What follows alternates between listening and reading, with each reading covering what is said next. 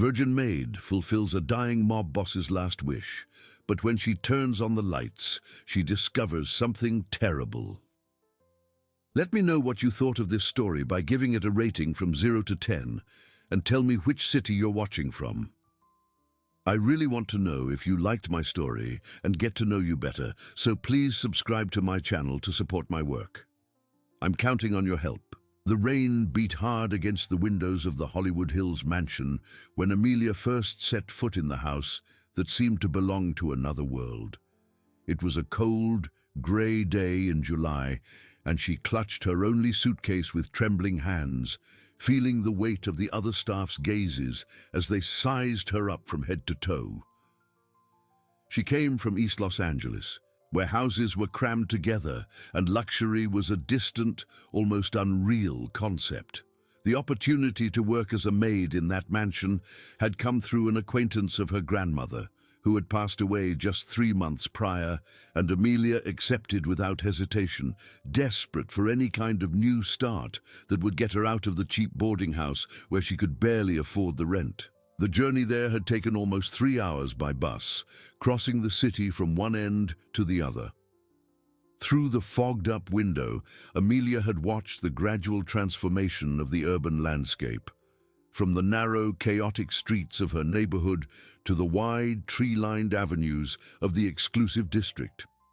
Each mile traveled seemed to widen the gap between her two worlds, until she finally stepped off the bus in front of the mansion's imposing gate and felt her legs almost give way.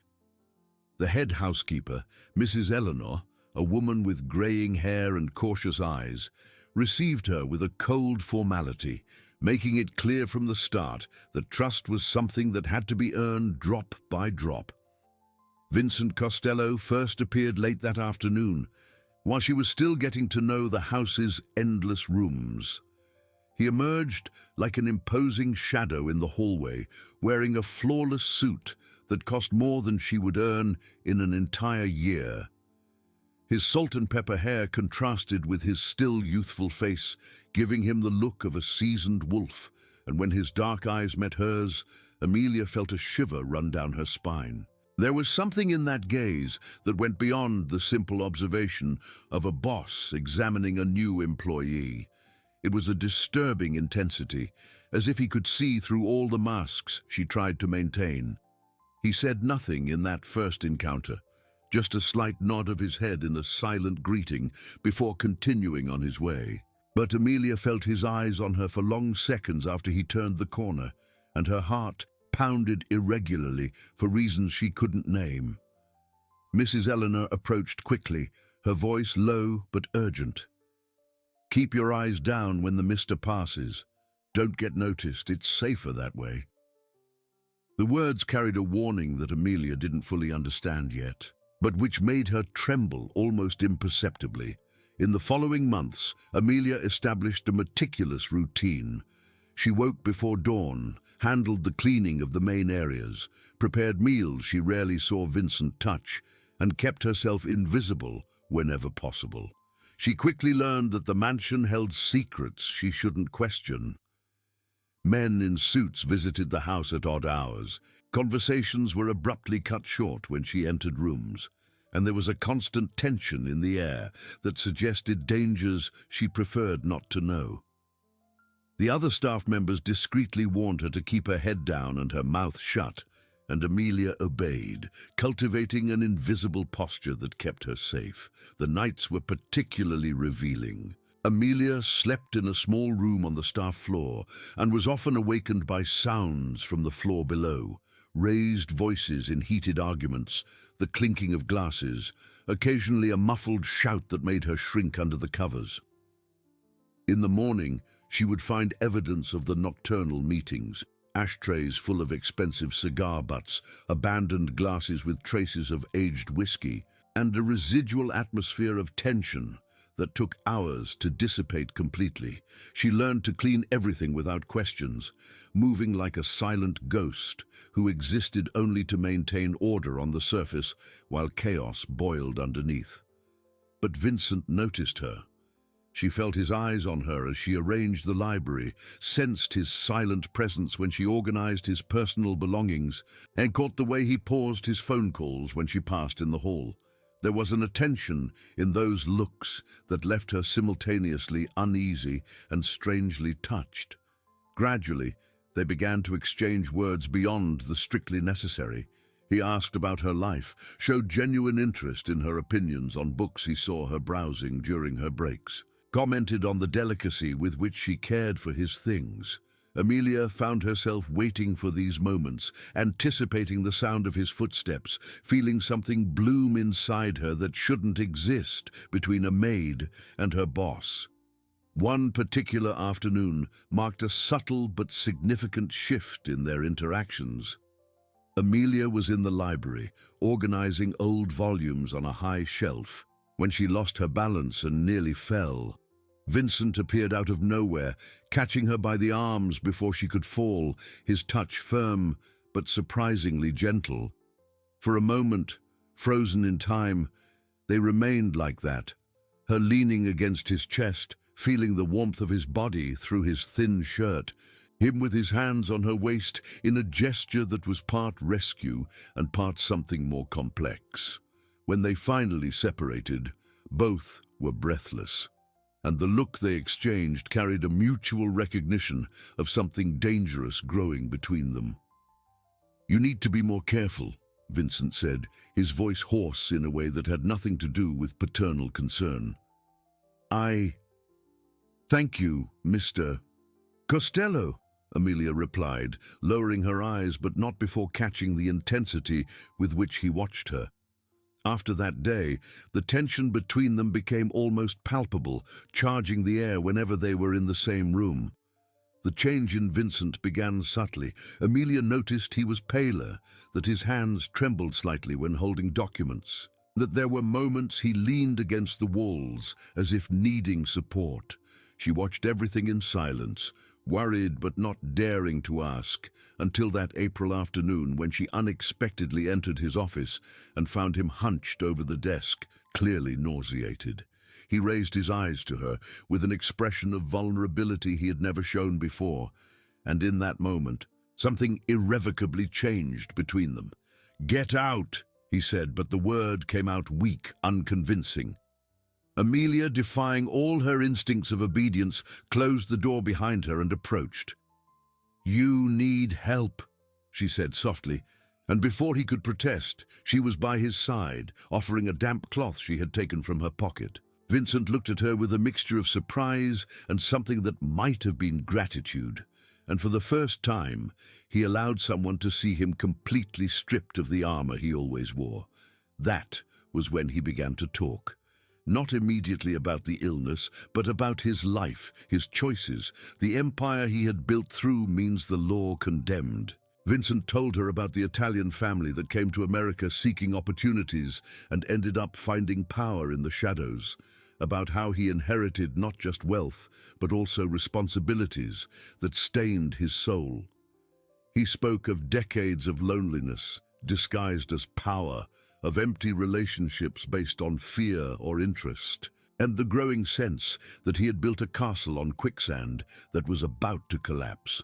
These conversations happened in stolen moments, rainy afternoons in the library when the rest of the mansion was empty, late nights when Amelia brought tea to his office and he invited her to stay, sleepless dawns when she found him on the terrace looking out at the sleeping city. Each conversation revealed additional layers of a man far more complex than Amelia had imagined. He quoted Dante Alighieri and Hemingway with the same ease he discussed business strategies, displayed an encyclopedic knowledge of American history, and revealed an artistic sensitivity that completely contrasted with his reputation as a ruthless man. The revelation of the cancer came on a rainy May afternoon, when the two were alone in the library and Vincent finally let down all his defenses. He had been diagnosed with an aggressive pancreatic tumor, and the best doctors in Los Angeles had given him 6 months to live at most. The chemotherapy he was undergoing in secret was destroying his body without offering any real hope of a cure. For the first time in his life, Vincent Costello faced an enemy that couldn't be bought, threatened, or eliminated, and the perception of his own mortality terrified him in ways no rival ever had. "I'm dying, Amelia," he said, and the way he pronounced her name, not as a maid but as an equal, a confidant, made something break inside her. "All my life, I've controlled everything and everyone around me. I built an empire through willpower and intimidation, but this—" He touched his own abdomen with a vague gesture. "This doesn't care about my power or money, and for the first time, I'm afraid, not of death itself, but of dying without ever having truly lived." Amelia listened in silence, feeling tears stream down her face without being able to control them. There was something profoundly moving in seeing this powerful man shed all pretense and show himself completely human before her. When he took her hand with fingers that trembled slightly, she didn't pull it away, even knowing she was crossing a line that should never be crossed. The proposal came then, laden with a vulnerability that made it impossible to simply refuse it as something indecent. Vincent spoke of never having experienced true love, of how all his relationships had been cold transactions where genuine affection had no place. He looked at Amelia with an intensity that made her tremble and confessed that in her 2 years working there, she had become the only person who saw him as something beyond a criminal or a source of power. There was a purity in her that fascinated and tormented him, a genuine kindness that had remained intact despite the hardships she had faced in life. And he wanted, before he died, to know what it was like to be touched by someone like that, to experience intimacy with a woman who wasn't contaminated by the dark world he inhabited. "I know I have no right to ask this," Vincent continued, his voice breaking slightly. "I know it's selfish, maybe even cruel, to use my condition to make such a request, but I'm desperate, Amelia. Desperate to know, before it's too late, what it's like to be loved by someone pure. What it's like to touch and be touched without calculation, without power games, without masks. You show me every day through small acts of kindness that there is genuine goodness in the world. And I want to know that intimately, even if it's just once." The material offer was obscene in its generosity. Vincent promised to leave his entire considerable fortune to her if she agreed to spend one night with him, fulfilling his last wish to know love through someone pure. But Amelia barely registered the words about money. She was lost in his eyes, seeing a deeply lonely man facing the end of his life without ever having been truly loved. And she realized, with a shock that left her breathless, that her own feelings for him had evolved into something far beyond professional respect or even compassion. She asked for time to think, and Vincent agreed without pressuring her. But the tension between them in the following days became almost unbearable. Amelia found herself watching him with a desire that surprised and frightened her. She had never been with a man, having saved her virginity not out of moralism, but because she had never found someone who awakened in her the kind of feeling that would make surrendering herself natural. And now she discovered that this someone was her dying boss, a man whose past was stained with crimes she could barely imagine. She spent sleepless nights debating with herself, analyzing her feelings from every possible angle. Was it compassion for the sick man? Was it attraction to the power he represented? Was the promise of financial security influencing her judgment? Amelia forced herself to face each possibility honestly, and in every analysis she reached the same conclusion. What she felt was genuine love, complicated and inappropriate but real. She loved the way Vincent listened to her with complete attention when she spoke, how his eyes softened when he saw her enter the room, how he respected her opinions even though she came from a world so different from his. She loved his sharp intelligence, his vulnerability hidden under layers of hardness, even the contradictions that made him so human. The weeks that followed were a sweet torment. Vincent began to share more of himself, showing Amelia parts of his life that no one else knew. He took her to the private library, where he kept first editions of American classics, showed her photos of his family in Italy before they migrated to the US, played the piano for her one afternoon when the mansion was empty, revealing a talent he kept hidden from the world. Amelia discovered a much more complex man than she had imagined, someone who loved poetry and classical music, who read philosophy during sleepless nights, who had sophisticated opinions on art and American culture. The music he played that afternoon, a Chopin sonata performed with imperfect technique but overwhelming emotion, made Amelia cry openly. There was so much pain in those notes, so much loneliness expressed through the melody, that it was impossible not to be touched. When he finished, Vincent remained seated at the piano for long moments, his hands still hovering over the keys, before finally looking at her.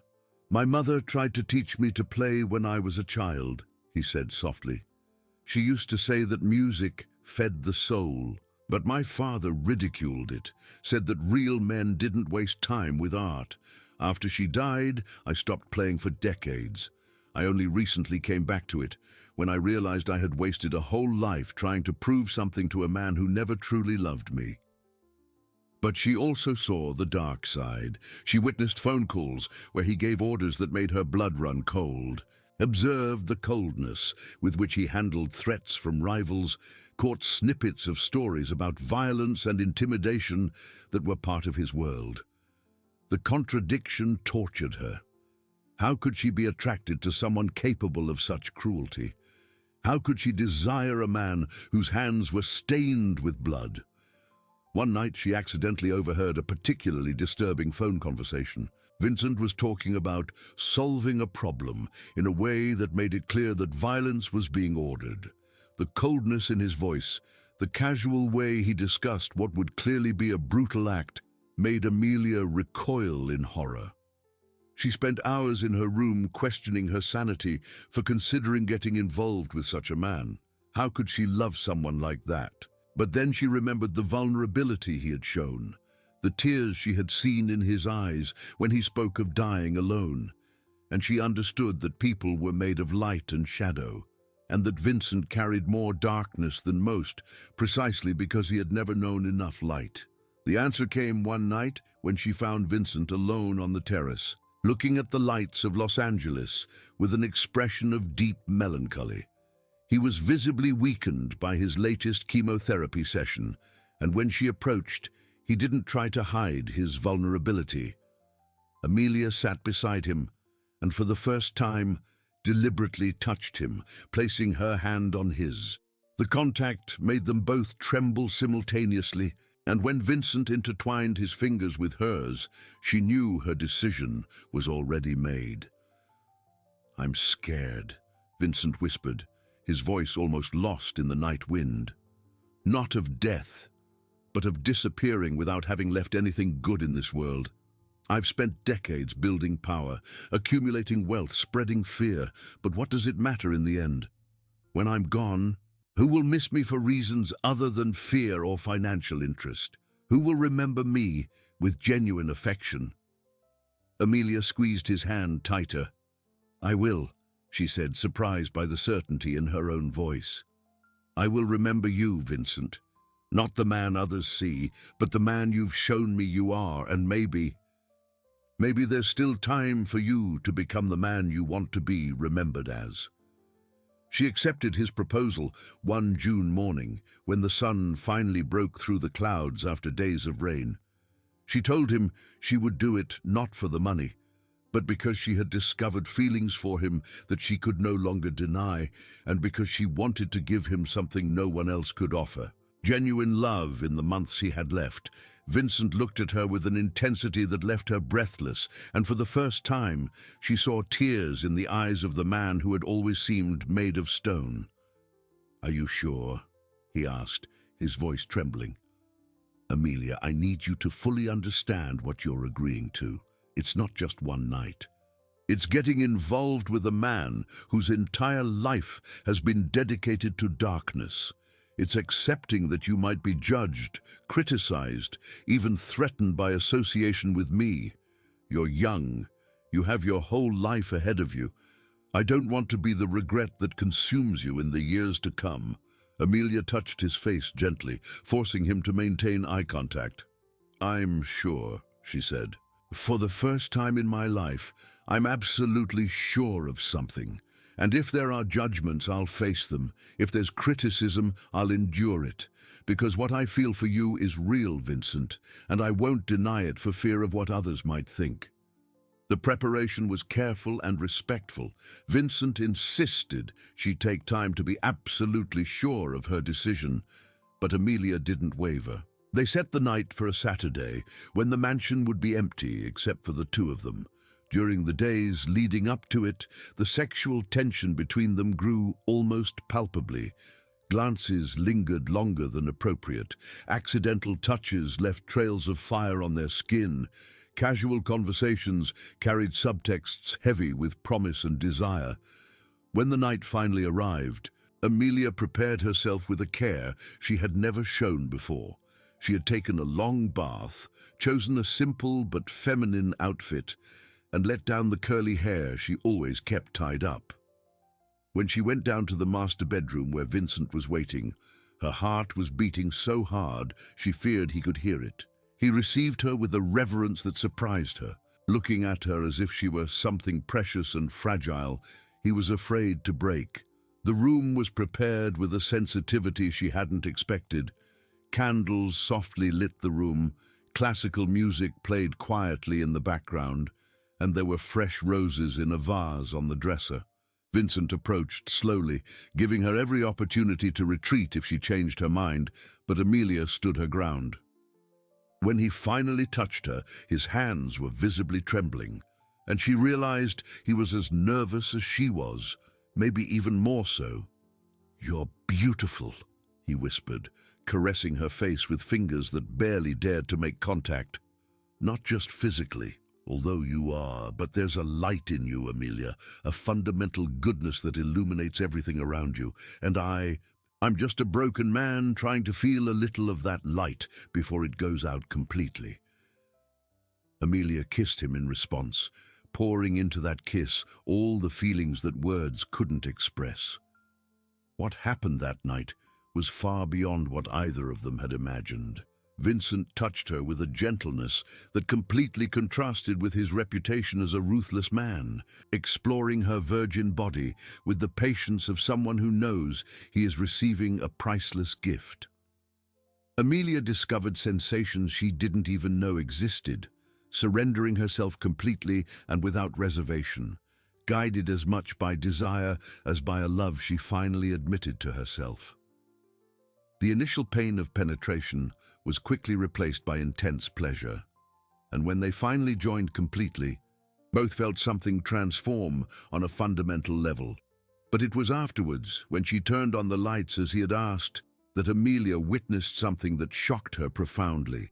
Vincent was crying, not discreet tears, but deep sobs that shook his entire body, as if decades of repressed emotion had finally found an outlet. He pulled her into his arms and confessed through his tears that he had never experienced anything like it, that he had always thought love was just an empty word used by weak people. But now he understood it was the only thing that truly mattered. For the first time in his life, Vincent Costello felt truly alive, and ironically, it was happening when he was closest to death. Amelia held him throughout that night, stroking his hair as he finally let down all his defenses and allowed himself to be completely vulnerable. And it was in that moment that something extraordinary happened. Vincent felt something change within himself, a will to fight that hadn't existed for months. If he had found something worth living for, then he would fight with all his strength not to leave her. The following days brought dramatic changes. Vincent sought out his doctors and demanded more aggressive treatments, submitting to experimental procedures he had previously refused. But more significant was what he began to do regarding his criminal empire. For the first time, he seriously considered dismantling everything he had built, finding a way to atone for the crimes he had committed. Amelia became his confidant and support, but also his moral conscience. She confronted him about questionable decisions, forced him to face the real impact of his actions, and challenged him to be better than he had always been. And Vincent, surprisingly, accepted her criticisms and began to change. It wasn't a quick or easy transformation, but it was genuine. The first real confrontation between them happened 2 weeks after that night. Amelia entered the office without knocking and found Vincent on the phone, clearly ordering some kind of retaliation against a rival. She stood in the doorway until he finished the call, then crossed her arms and faced him with an expression that mixed disappointment and determination. "You said you wanted to change," she stated, her voice firm despite her racing heart. "You said I made you want to be better. But how can you be better if you keep doing exactly what you've always done?" Vincent stood up abruptly, initial irritation giving way to something more complex when he saw the sincerity in her eyes. "You don't understand how this world works," he began, but she cut him off. "Then teach me. Explain to me how violence and fear are the only options. Convince me that the man who held my hand and cried about wanting to be remembered for kindness is the same one I just heard ordering something terrible. Because from where I'm standing, it looks like you're choosing darkness out of habit, not necessity." The silence that followed was heavy, but Vincent didn't explode, as he probably would have with anyone else who dared to challenge him. Instead, he sat down slowly, running his hands over his face with a tired gesture. "You're right," he finally admitted, his voice low. "I'm operating on autopilot, reacting as I've always reacted, but I don't know how to do it differently, Amelia. This is the only world I know." She approached and knelt beside his chair, taking his hands. "Then learn. Start small. The next time your first impulse is violence, stop and ask, is there another way? And if you don't know, ask me. Ask anyone who hasn't lived their whole life in this world. Because you're smart, Vincent. You can find other ways if you really want to." The news that Vincent was involved with a maid spread quickly among the staff and eventually reached the ears of his criminal associates. The reaction was mixed and dangerous. Some saw it as a weakness to be exploited, while others were genuinely shocked by the breach of the social hierarchies they had always rigidly respected. Amelia faced judgmental stares, malicious comments whispered as she passed, and even veiled threats from people who saw her as an opportunist trying to take advantage of a dying man. But Vincent defended her fiercely, making it clear to everyone that Amelia was not just his lover, but someone he loved deeply and who would be treated with the respect she was due.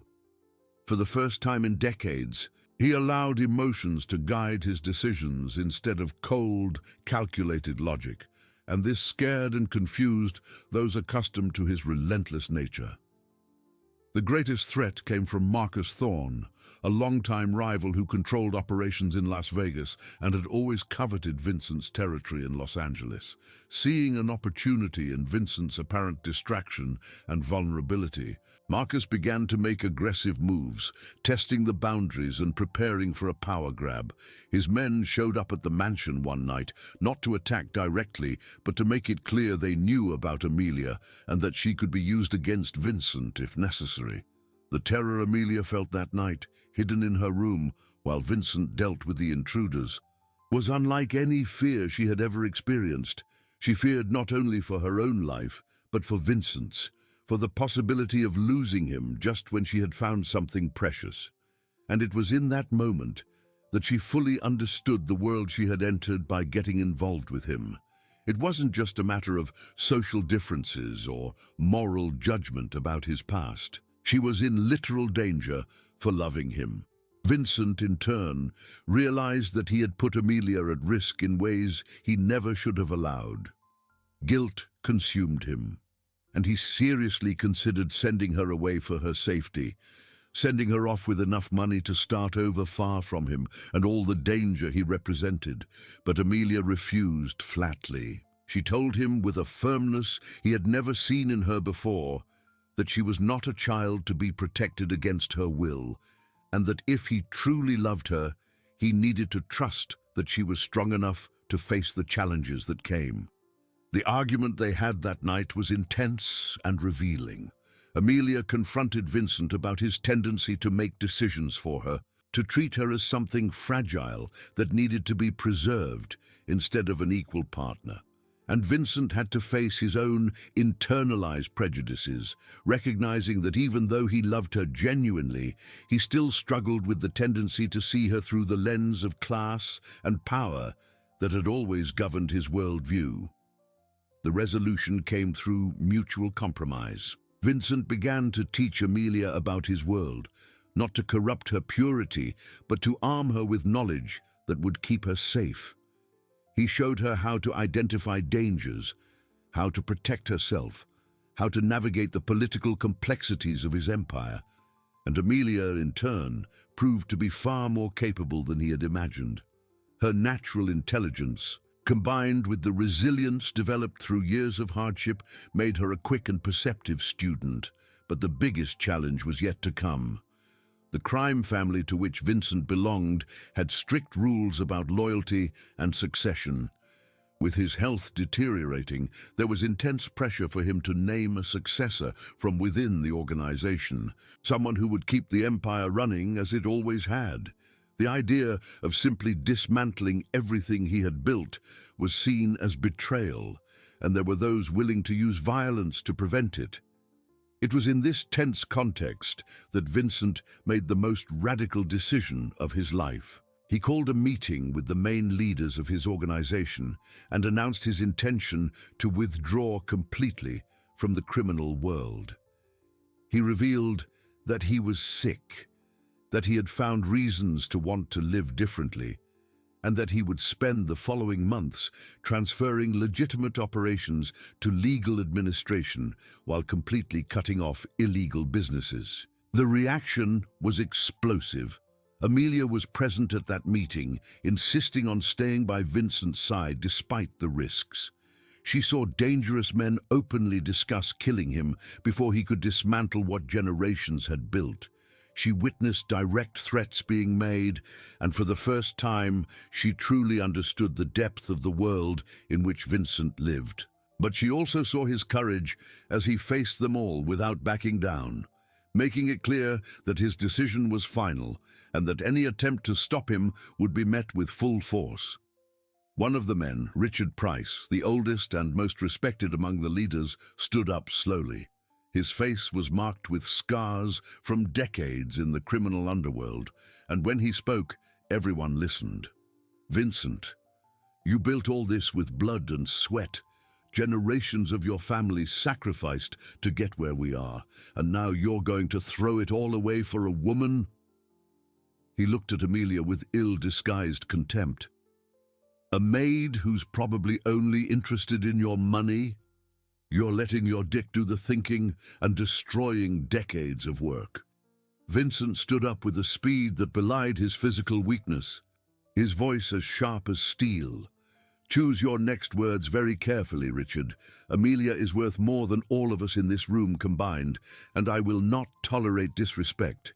As for the empire, yes, I'm dismantling it, because I finally understand that we built all this on the suffering of others, and there's no glory in that, only a darkness that consumes until there's nothing human left in us." The ensuing silence was thick with unspoken threats, but Vincent didn't back down, and eventually it was Richard who looked away first. The war that followed was not conventional, but a series of complex political and financial maneuvers. Vincent used all his accumulated knowledge of decades to systematically dismantle his illegal operations while protecting those loyal to him. It was a painful and dangerous process, with moments when open violence almost erupted. Amelia was by his side through it all, offering not only emotional support, but also surprising insights into strategy and negotiation that proved valuable. Meanwhile, something miraculous was happening with Vincent's health. The doctors, skeptical at first, began to notice unexplained improvements in his tests. The tumor that was supposed to be growing aggressively showed signs of stabilizing and even regressing. It wasn't a complete cure, but it was far beyond what any prognosis had predicted. The oncologists speculated about individual variations in response to treatment, but Vincent and Amelia knew it was something more.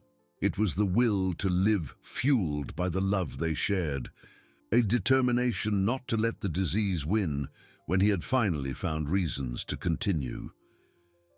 Vincent's physical transformation was accompanied by a deep emotional and spiritual change. The man who had always solved problems through intimidation and power began to seek solutions through dialogue and compromise. He sought out people he had harmed over the years, trying to make amends where possible. It wasn't complete redemption, as he knew some damages were irreparable, but it was a genuine start. Amelia was also transforming. The shy young woman who had arrived at the mansion with downcast eyes evolved into a confident woman who had found her voice and power. She hadn't become hard or cynical, but had developed an inner strength that came from fully understanding who she was and what she was fighting for. Vincent encouraged her to study, to expand her horizons, and she discovered a love for business administration that surprised her. She began taking online courses, devoured books on management and finance, preparing for a future she was beginning to envision by his side. Their study nights became shared rituals. Vincent would sit beside her as she read complex texts on economics and administration, occasionally offering practical insights based on decades of experience. He discovered that teaching her excited him in ways that simply commanding never had. Seeing her mind at work, making connections, challenging theories with insightful questions, gave him a pleasure that was completely new.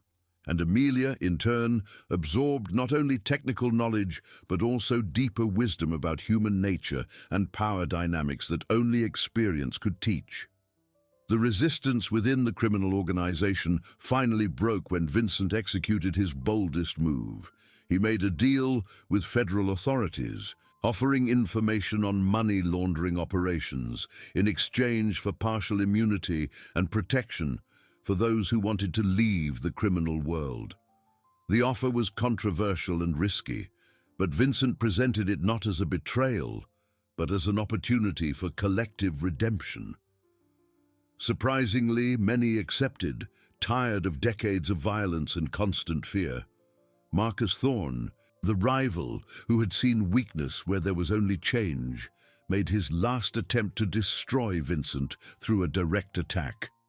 He sent armed men to the mansion one morning, planning to eliminate both Vincent and Amelia and consolidate power over the entire territory. But Vincent, anticipating this exact move, had prepared defenses that combined modern security technology with information strategically passed to the authorities.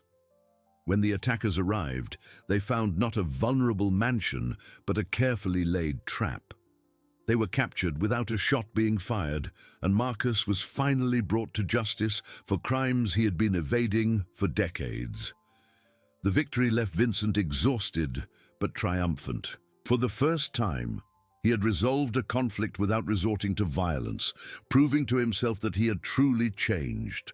And when he looked at Amelia, who had remained calm throughout the crisis, he knew she was the reason for his entire transformation. Without her love, he would have died as he had lived, alone, feared, but profoundly empty. The following months brought gradual stabilization in both Vincent's health and his new life. The criminal empire was systematically dismantled, with legitimate assets being transferred to properly registered companies. Vincent faced some time under house arrest as part of his deal with the authorities, but Amelia was with him every day, transforming even that difficult period into something bearable through her constant presence. Public reaction to their story was mixed. Some saw Amelia as an opportunist taking advantage of a vulnerable man, while others celebrated her as an example of love transcending social barriers. She learned to ignore both extremes, focusing only on what she knew to be true, that she loved Vincent deeply and that he reciprocated that love genuinely. Their relationship matured through the challenges they faced. The initial intensity of passion evolved into something deeper and more sustainable. There were still moments of burning desire, nights where they lost themselves in each other with the same intensity as the first time. But there was also a quiet companionship, long conversations about dreams and fears, comfortable silences that spoke more than words ever could. Vincent began to involve Amelia more directly in the management of his legitimate businesses. He discovered she had a natural talent for administration and a surprising strategic vision for someone without a formal education in the field. Amelia absorbed knowledge voraciously, asking intelligent questions and offering perspectives he had never considered. Gradually, she became a true business partner in addition to his life partner. Vincent's extended family, who had distanced themselves over the years due to disapproval of his criminal activities, began to make contact again. Cousins and nephews who hadn't spoken to him in decades sent cautious messages of reconciliation. The catalyst was a report in a Los Angeles newspaper about his transformation and fight against cancer, presenting him not as a one-dimensional criminal, but as a complex man trying to redeem himself. Amelia's presence in his life was mentioned as a key factor in the change, and the family responded with curiosity and eventual acceptance. The first meeting between Amelia and members of the Costello family was tense, but revealing. A cousin of Vincent's, Helen Costello, a university professor in Chicago, traveled to Los Angeles specifically to meet her. The dinner began formally, with both women carefully sizing each other up, but it gradually relaxed as they talked. Helen was impressed by Amelia's intelligence and strength of character, and admitted that she had expected to find a shallow opportunist, but discovered a genuine woman who clearly loved Vincent deeply. Helen's acceptance opened doors for other family members, and for the first time in decades, Vincent found himself surrounded by relatives who saw him not with fear or judgment, but with hope that he could truly change. It was a moving and disconcerting experience, forcing him to confront how much he had lost by choosing the criminal path. But it also offered the possibility of healing family wounds he had carried his entire adult life. Meanwhile, Vincent's health continued its inexplicable improvement. 18 months after the initial diagnosis that gave him 6 months to live, he was not only alive, but showing signs of remission. The doctors were perplexed, unable to fully explain the recovery beyond attributing it to a combination of luck, aggressive treatment, and perhaps psychological factors related to the improvement in his emotional quality of life. Amelia knew that Vincent's recovery was not an inexplicable miracle, but a direct result of having found reasons to fight. She had seen his determination grow as their relationship deepened, observed how each victory in his personal transformation seemed to strengthen his will to live. And although she couldn't prove it scientifically, she completely believed that the love they shared had real healing power.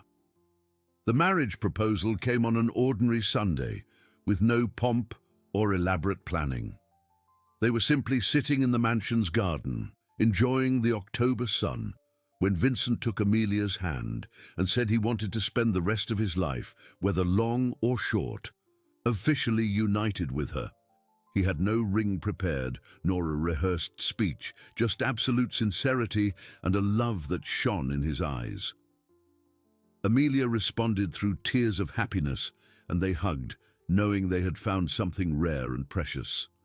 The wedding was simple but meaningful, held in the mansion's private chapel with only close family and a few true friends present.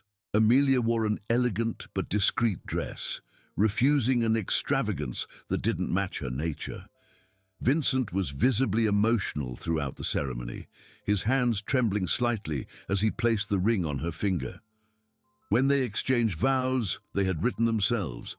There wasn't a dry eye among the guests. Vincent's vows were particularly touching. He thanked Amelia for teaching him what true love was, for seeing beyond his dark past and believing in the man he could become. He promised to spend every remaining day of his life trying to be worthy of her, to protect her, not through power or money, but through constant love and unconditional respect. His voice broke several times, but he persisted until he finished, making clear the depth of his feelings. Amelia, in turn, spoke of having found in Vincent not just love, but also purpose. She said he had believed in her when she didn't even believe in herself, that he had encouraged her to grow and transform, that he had proven that people could change when they had sufficient reasons.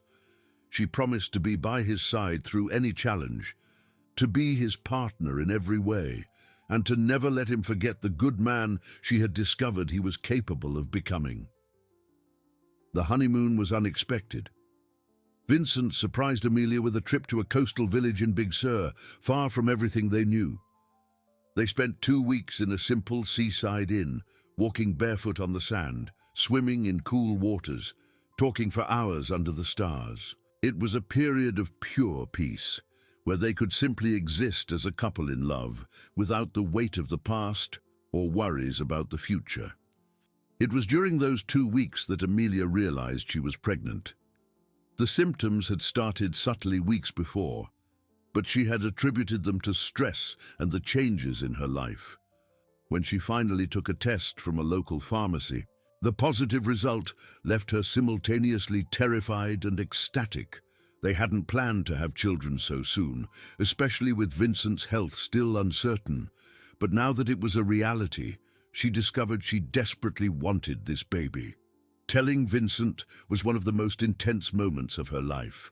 He was on the inn's terrace when she approached, and he must have seen something in her expression because he immediately became alert. When Amelia said the words, she saw every possible emotion cross his face in a matter of seconds. Shock, fear, doubt, and finally, pure, overwhelming joy. Vincent lifted her into his arms and spun her around, laughing and crying simultaneously. And in that moment, any doubt Amelia had about their readiness for parenthood evaporated. The return to Los Angeles brought practical challenges. Vincent insisted that Amelia stop working immediately, but she refused, negotiating a compromise where she would reduce her responsibilities but maintain active involvement in their businesses. The pregnancy progressed surprisingly well, with Amelia maintaining excellent health and an energy that surprised her doctors. Vincent became obsessively protective, which led to some heated discussions about autonomy and trust. Amelia had to repeatedly remind him that she was pregnant, not sick, and that she needed a partner, not a guardian. Gradually, he learned to find a balance between natural concern and respect for her independence, though his tendency to overprotect never completely disappeared. The news of the pregnancy brought varied reactions from those around them. Vincent's family was genuinely happy, seeing in the baby a hope for the future and a positive continuation of the Costello lineage. Old criminal associates, who still maintained distant contact with Vincent, had more complex reactions, some silently questioning whether he was fully committed to his new life or would eventually return to his old habits. But Vincent was firmer than ever in his transformation. The prospect of fatherhood intensified his determination to build a legacy he could be proud of, something his son or daughter could look back on without shame.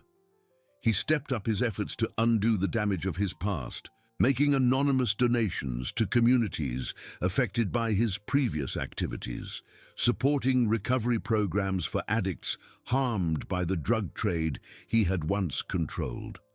7 months after the wedding, Amelia gave birth to a healthy baby girl they named Alexandra, combining Vincent's Italian heritage with the feminine strength they both wanted to celebrate. The birth was intense, but without complications, and when the nurse placed the baby in Amelia's arms for the first time, she felt a love so intense she thought her heart would explode. Vincent, present throughout the labor, cried openly at the sight of his daughter, marveling that something so perfect could have come from him. Fatherhood transformed Vincent in ways that not even his love for Amelia had managed. He became surprisingly hands-on, insisting on participating in all the baby care tasks despite his complete inexperience. Amelia watched, amused, as the man who had commanded a criminal empire struggled to change diapers and mix formula, discovering a patience and gentleness he never knew he possessed. 3 years passed. Vincent was in complete remission, something doctors considered nothing short of miraculous. His life now revolved completely around his family and the legitimate businesses he had built with Amelia. The mansion in the Hollywood Hills, once a symbol of dark power, had transformed into a true home filled with a child's laughter and genuine love. Amelia had completed her degree in business administration through an evening program, proving to herself that she could achieve any goal she set. She was now an equal partner to Vincent in business, her contributions being essential to the success of their companies. The shy young woman who had arrived at the mansion years ago had evolved into a confident woman who commanded respect on her own merit. Their relationship had matured without losing its intensity. There was still burning passion, nights where they lost themselves in each other with a desire that years of familiarity had not diminished. But there was also a deep partnership, mutual respect, and an understanding that came from having faced challenges together that would have destroyed weaker couples. One Saturday afternoon, sitting in the garden while Alexandra played nearby, Vincent took Amelia's hand and said something that made her smile through her tears. He said that on the day he received his cancer diagnosis, he had accepted that he would die as he had lived, alone and without having known true love. But she had proven that destinies can be changed, that it's never too late for transformation when you find the right reasons to change. She had given him not just love, but a second chance to live a life that mattered. Amelia replied that he had done the same for her. He had transformed an insecure young woman into a strong woman, shown her that true love knows no barriers of class or circumstance, and proved that the most unlikely people can find redemption when they choose to fight for it. Together, they had built something beautiful from foundations that no one would have bet could sustain a lasting relationship. As the sun set over Los Angeles, painting the sky in shades of gold and pink, the three stood together, an unlikely family forged through a love that defied all expectations. Vincent looked at his wife and daughter and knew he had won the most important battle of his life. Not against cancer, although that was a significant triumph, but against the internal darkness that had consumed him for decades. Amelia's love had saved him in ways no doctor could, proving that even the most lost souls can find their way back to the light when touched by true, unconditional love. And in that moment, surrounded by the two people who meant everything to him, Vincent Costello finally found the peace he had been searching for his entire life without knowing it. If you enjoyed this video, please subscribe to my channel. I promise to bring you videos every day that will make your life happier. Comment what you thought of my story with a rating from 0 to 10, and thank you very much.